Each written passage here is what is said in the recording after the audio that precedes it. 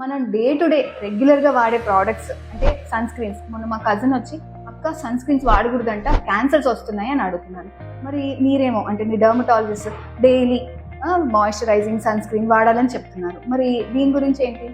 మీరు చెప్పినట్టు ఈ డిసీజ్ అన్నిట్లో ఉంటాయి. మనం యూజ్ చేసే moisturisers, lotion, sunscreens, shampoos అన్నిట్లో ఉంటాయి. ఈ సన్ స్క్రీన్స్ మాత్రం ఎందుకు హైలైట్ చేశారో నాకు అర్థం కావట్లేదు. ఎందుకంటే నాకు బాగా గుర్తు, మేడం కంపల్సరీగా సన్ స్క్రీన్స్ వాడాలి, ఈవెన్ మనం రూమ్ లో ఉండే లైట్ ఎక్స్పోజర్ తో కూడా ఉంటుంది, సో డైలీ సన్ స్క్రీన్ వాడాలి అని నువ్వు చెప్తా ఉంటావు ఎప్పుడు. I remember. ఈ సన్ స్క్రీన్స్ లో మనకు కొన్ని ఫిల్టర్స్ ఉంటాయి, ఎవోబెంజోన్, ఆక్సిబెంజోన్, ఇట్లాంటివి కొన్ని ఎండోక్రైన్ డిస్రప్టర్స్ గా అవుతాయి. అండ్ కొన్ని ఏమో క్యాన్సర్స్ లైక్ ఓవేరియన్ కానీ బ్రెస్ట్ క్యాన్సర్స్ కానీ కాజ్ చేస్తాయి. బట్ రిమెంబర్, ఇప్పుడు వచ్చే sunscreens very advanced sunscreens. వీటిలో ఈ కెమికల్స్ మాక్సిమం అవాయిడ్ చేసి సన్ స్క్రీన్స్ అనేది ప్రిపేర్ చేస్తున్నారు. సో అంత భయపడాల్సింది ఏం లేదు. ఎందుకంటే మనకు సన్ ఎక్స్పోజర్ వల్ల వచ్చే క్యాన్సర్స్ కంటే సన్ స్క్రీన్ వల్ల వచ్చే క్యాన్సర్స్ వెరీ మినిమల్.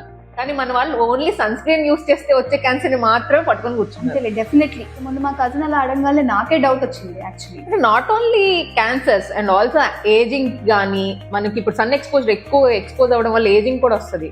సో వీటన్నింటిని ప్రివెంట్ చేయడానికి సన్ స్క్రీన్ వాడడంలో తప్పేం లేదు.